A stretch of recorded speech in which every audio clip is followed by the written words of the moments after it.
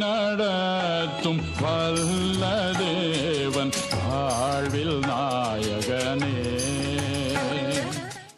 ஆண்டவரும் இரட்சகருமாகிய இயேசு கிறிஸ்துவின் விலையேற பெற்ற நாமத்தினாலே உங்கள் யாவருக்கும் என் அன்பின் ஸ்தோத்திரத்தை இந்த கால வேளையில உங்களுக்கு தெரியப்படுத்துகிறேன். கலாத்திற்கு எழுதின நிருபம் 3ஆம் அதிகாரம் 24வது வசனத்திலே இவ்வாறாக வாசிக்கிறோம். இவ்விதமாக நாம் விசுவாசத்தினாலே நீதிமான்களாக்கப்படுவதற்கு நியாயப்பிரமாணம் நம்மை கிறிஸ்துவினிடத்தில் வழி நடத்துகிற உபாத்தியாய் இருந்தது என்று சொல்லி பார்க்கிறோம். கிறிஸ்துவுக்குள் அன்பான தேவனுடைய பிள்ளைகளே, ஒரு ஸ்கூலை எடுத்துக்கொண்டோமானால் இங்கே காணப்படுகிறதான ஒரு ஆசிரியர், அவரை நினைக்கும் பொழுது புதிய காரியங்களை கற்றுக் கொடுக்கிறவர், மிகவும் கண்டிப்பானவர், மதிப்புக்குரியவர் என்று சொல்லி இப்படியெல்லாம் நம்முடைய மனதில் என்ன தோன்றும். இங்க அப்போஸ்தலனாகிய பவுல் கலாத்தியருக்கு ஒரு உபாத்தியாரை, அதாவது ஆசிரியரை அறிமுகப்படுத்துகிறார்.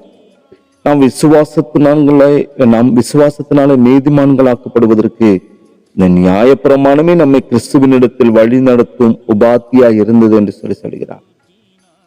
பாவத்தை அறிகிற அறிவு நியாயப்பிரமாணத்தினால் வருகிறது என்ற பவுலுடைய வார்த்தை, நியாயப்பிரமாணமானது மனிதனை தேவனுடைய பார்வையில் அவனை ஒரு உகந்தவனாக ஒழுக்கத்தை நோக்கி வழி நடத்துகிறதா இருந்தது என்பது மிகவும் தெள்ள தெளிவாக நாம் புரிந்து கொள்ள முடிகிறது. நியாயப்பிரமாணம் பாவத்தை உணர்த்துமே தவிர அது ஒரு நாளும் ஒரு மனிதனுடைய வாழ்க்கையில விடுதலையை கொடுக்காது.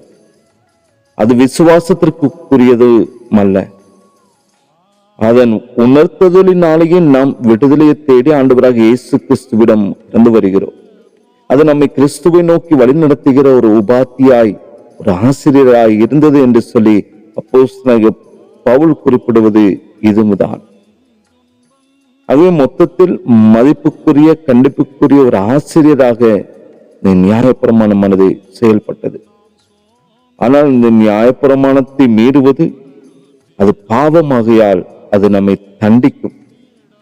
ஒரு நீதிமன்றத்திலே இன்று நடப்பது இதுதான். ஆனால் விசுவாசம் வந்த பிற்பாடு, கிறிஸ்துவினாலே கிருபை பெருகின பின்பு இந்த ஆசிரியருக்கு இனி நாம் அடிமைகள் அல்ல.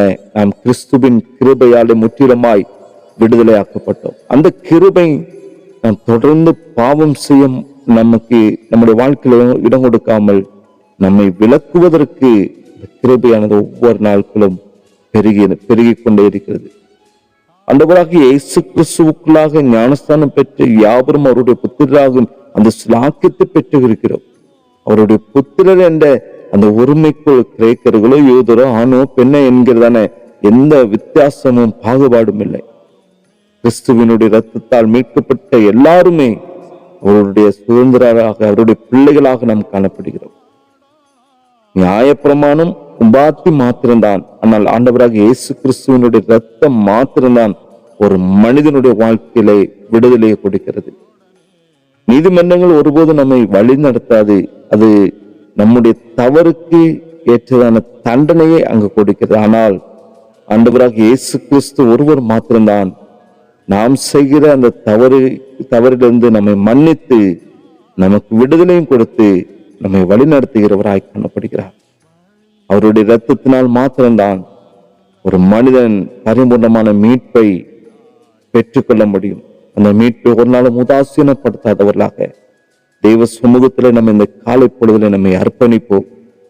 அவருடைய இரத்தம், அவருடைய விலையேற பெற்ற இரத்தம் ஒரு மனிதனை சில விதமான காரியங்களிலிருந்தும் விடுதலை செய்து நன்மையின் பாதையில, செவ்வையான பாதையில வழிநடத்த போதுமானதாய் காணப்படுகிறது. அதனாலே தெய்வ சமூகத்தில் நம்ம அர்ப்பணிப்போம்.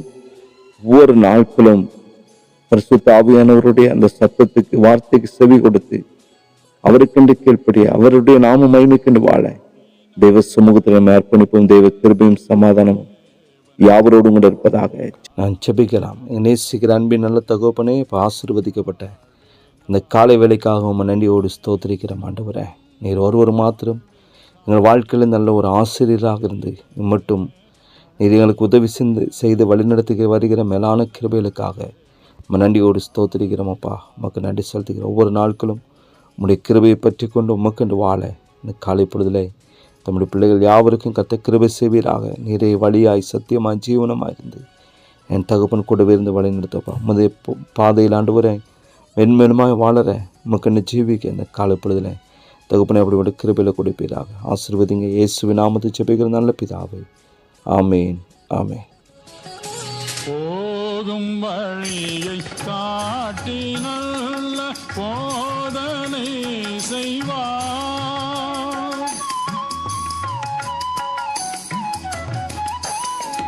போகும் வழியை காட்டி நல்ல போதனை செய்வார். ஏகும் சோத்தர் மீது கண்கள் திருத்தி நடத்துவார். இயேசு திருத்தி நடத்துவார். வழி நடத்தும் வல்ல தேவன் வாழ்வில் நாயகன்.